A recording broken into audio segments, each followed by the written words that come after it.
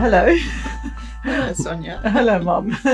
I'm glad that you're here again at our home. It was quite a bonus that you came to visit so soon after our previous little impromptu ambush you and asked you some questions that we did the last time you were here. But I'm very excited and happy to tell you that there was a very good reception of that little impromptu chat that we had, because I put it on Facebook, as you know, and there's been a good response of people saying they would like to hear more from Granny Oikos. So now I'm glad that you are willing to sit there again while I chat to you about a few things. And last night we were talking about it, and I asked you, what would you like to say to the moms today if we could capture it on film? And you spoke about your heart towards grandparents, the grandparents of those who are home educating their grandchildren. And I've heard all the way through the years, you tell me about when you on holiday camping and visiting with people, you find when you speak to the grandparents and you just say to them that your children are home educating your grandchildren, you get quite a varied number of responses from that, don't you? Yes, I do. And yes. You always talk to me about it and tell me sometimes it upsets you a little bit because you find that they're not necessarily receptive to that idea. So you wanted to talk about that a little bit today. Yes, I just would like to say to other grandparents that as tempting as it might be to immediately react when their children tell them they're going to homeschool, to monitor their reaction a little bit. Because firstly, as grandparents, our recollections of our own schooling and our children's schooling is very, very different to what it is today. And so we really are judging apples with bananas when we make comments about today's educational system, especially in this country. It's undergone such huge, huge changes.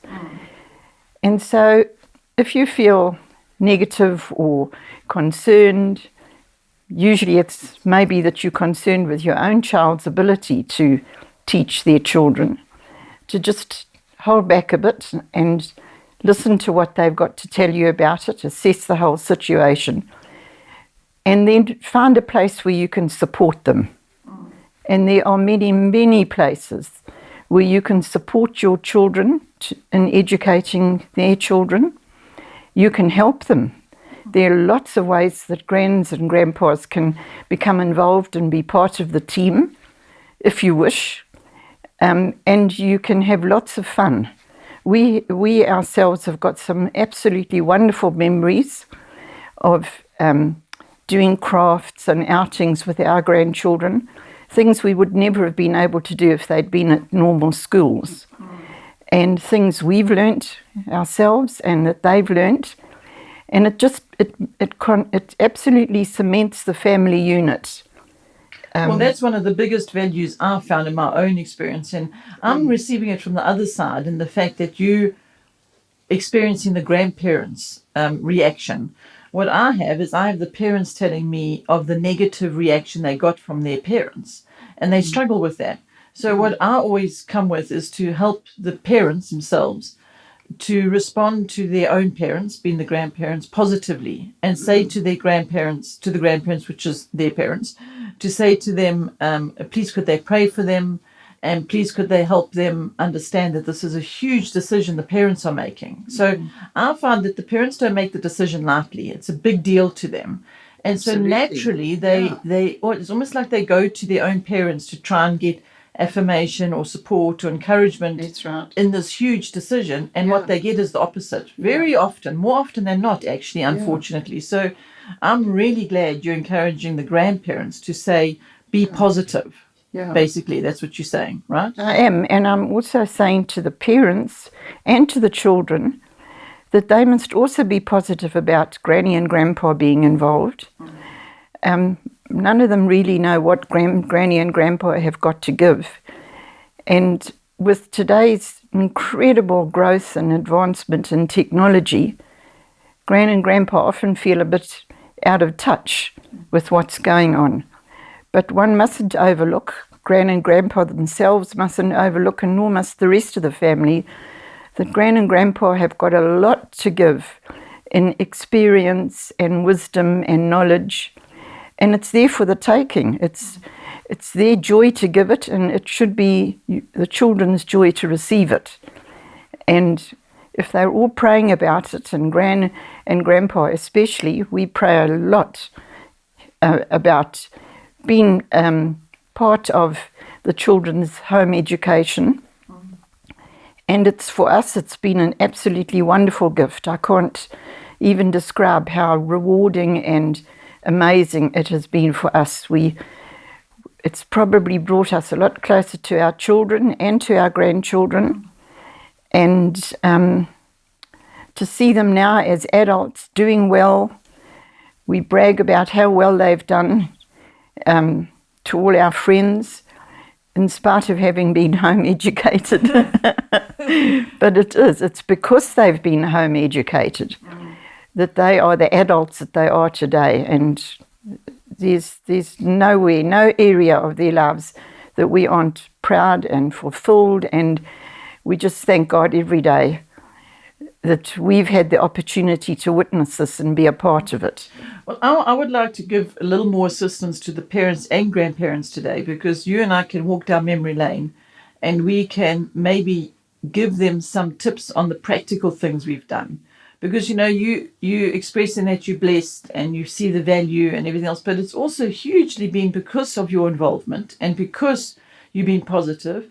You never once discouraged. You didn't say, oh, you're a bit worried. Like if I wasn't well, you didn't then worry about the children's well-being because I wasn't well. Mm-hmm. You just saw that as a learning opportunity for the whole family to grow in that unit again, like what you've spoken about. Yeah. So I think parents have a lot of concerns, and grandparents have a lot of concerns about what if, they're not going to get sport, and what about they won't have the social upbringing that they are referencing to in their minds, and what about all what they're going to learn from another teacher, or from all those different scenarios where they have felt they gave that to their children and they thought those were valuable things, and so now the grandparent is worried and concerned about the well-being of their grandchildren. Now, in our instance, we used to do things. You would be involved in our lives, and we would have grandparent day, and when the children had done something, accomplished something like made their first chocolate cake, we invited you around for tea to experience that chocolate, all those kinds of things. So to me, I replaced all those things that the grandparents are worrying about their grandchildren not having. I replaced those with bringing the grandparent into the picture, rather than feeling the children were missing something. So what we did is we replaced it, didn't we? We replaced those, what they think they're going to miss, with something else altogether. And now we're sitting with the blessing of that. Yeah, and also all the advantages and all the gifts and all the things they gain are far more important than the what-ifs. If somebody is sick, or if they're not playing with other kids at school and things like that, to me, the what-ifs are in the background. They must be left in the background. The big thing to concentrate on is all the wonderful good things that are happening, all the opportunities that your children are getting and your grandchildren are getting that they couldn't get if they were in an ordinary school. I'm not saying there's anything wrong, and I know lots and thousands of more children do go to ordinary schools and they all turn out fine, but this is something unique. It's something different, and it's something unique, and it's something that your children will treasure when they're adults, and the grandparents will also treasure when they see them growing to adults. But Mom, can you give some practical tips, like just some ideas, because you're a very practical person, and over the years you've given me a lot of practical ideas on how to accomplish or achieve this, what we're talking about, because I think it's unknown to so many people. How do I involve the grandparents, and how can I get my children to value that? That some practical ideas on how to achieve that. Well, as Sonia says, as you say, Sonia, I'm more in the craft, creative side of things, so I've been fortunate. It's been very easy for me to relate to the children and to enjoy my crafts with them from a very early age, from the age 3, 4 years old, right through to adulthood. And I know everybody isn't like that. I know all people aren't crafty. Some people, grannies and grandpas, are more academic. But The there's, children can be crafty. yeah. But the thing is that there's always somewhere, if you've got a creative thought process, whatever it is you think you can give to your grandchildren, you can give to them at any age. You can dilute what it is for them when they're younger, and I really do believe that if you sit down and pray about it and think about it, you will know in yourself that you've got some talent or some ability that you can pass on to your grandchildren. You've passed it on to your children. So you're not going to battle with it. I mean, you know what you're good at. You know what you're no good at. I once spoke to a gentleman in a wheelchair, a lawyer actually, and he said, well, what can I do in my wheelchair? And I said, well, you can sit your grandchildren on your lap and read stories to them. There isn't any situation where a grandparent can't think of something that they can do with their grandchildren on an ongoing way. Yeah. I remember now, we're talking about going down memory lane. I remember us being very intentional. That was one of the practical things I would like to share with the moms, is these things don't just happen. You've got to be intentional about them. And so we were intentional. We were intentional about getting together to have an afternoon of doing some other craft. Do you remember? We did candle making and embroidery. We could go on, and we made a point of doing that. And if you had never done that particular thing before, you would find out about how to do whatever it was. If one of the children showed an interest in something that you had never done, you, as the grandparent, used to go and find out how to do that thing, and then you would pass it on to them. So I remember that happening multiple times. But I think the key was that we were intentional about it. We used to make a time. I know other moms out there that actually have a specific day of the week that they go to Granny to sit and do things, or they invite the grandparents specifically to come and have tea, or the children make lunch for them, and all those different actual practical things that you have to be intentional about. I think people's lives are so busy that they're not maybe stopping and making time to do those things. And so then what happens is the grandparents are concerned about all these concerns they have, and they're not getting any opportunity or chance to see that they don't need to be concerned. Do you agree with that? Absolutely. Yeah. Absolutely. Don't be concerned. That just blocks. It just blocks you. Be creative. Pray about it. Think about it. And even if it starts off with you not being able to find your answers to your own concern, take the children out. Walk around the park with them, or you can even do that with a teenager, let alone a little one of 5 or 6. Something will come up. If you've prayed about it, God will show you the way.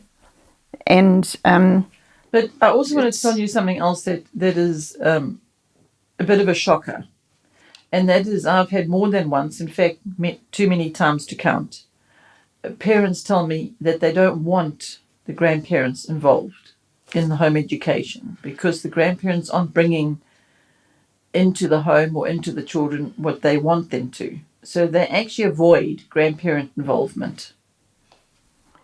Well, that's very, very sad. And the parents must know that it's sad for them, it's sad for the children, and it's sad for the grandparents. So there are many ways you can turn that kind of attitude around. How? Praying, reading books, maybe going to a family counsellor, and once again, searching for a place, and you will find it, where the interests lie. Either search for a place where Granny and Grandpa's interests lie and provoke them to come out into the open with those interests and to involve the children. But I think it's all a matter of encouragement. We've all got to encourage one another. That's really what it's all about. We're all encouraging each other to be the best people that we can be. And there's only one result to that, and that's joy. It's joy, family unity, and it spreads to other families. They see the joy that you're all sharing. What I've said to those parents when they've told me that they don't want the grandparents involved, I've actually been quite firm with them by saying to them, that's not on. It's absolutely not on. You have to make the effort. You have to go to your mother or your parents and you have to say, as a couple, you can go and talk to them and say, we value you. The word says that we must go to those that are wiser and older and seek their counsel. And we value that. That's what the word of God says. And so we are here to seek your counsel. And we would like to rectify the fact that we have some areas of dispute or whatever it is. And I've actually put it on the parents, not the grandparents, because that's who I'm talking to, the parents. And I've just said to them, you need to make that right. And you need to go and find a place together, the adults, whereby the children will not suffer. Because at the moment, your children are suffering as a result of they missing out on the value of Oma and Opa, Granny and Grandpa. They're missing out because you, the parents, are not handling this in a manner that is actually the way God asks you to. I don't know, would you agree with the way I'm helping the parents or speaking to them in that regard? I would say that's probably the best way. And the other thing is for the parents and the grandparents to seek each other's patience. If it's the grandparents are in a opposition to the parents home educating, they must go to the parents and say, please help us here. We just can't find a way to approve of this, but please explain it all to us and be patient with us, because we do want to be on the same page as you. We don't want to be in opposition. And it's the other way around as well. If the parents can go to the grandparents and explain where their hang-ups are and ask the grandparents to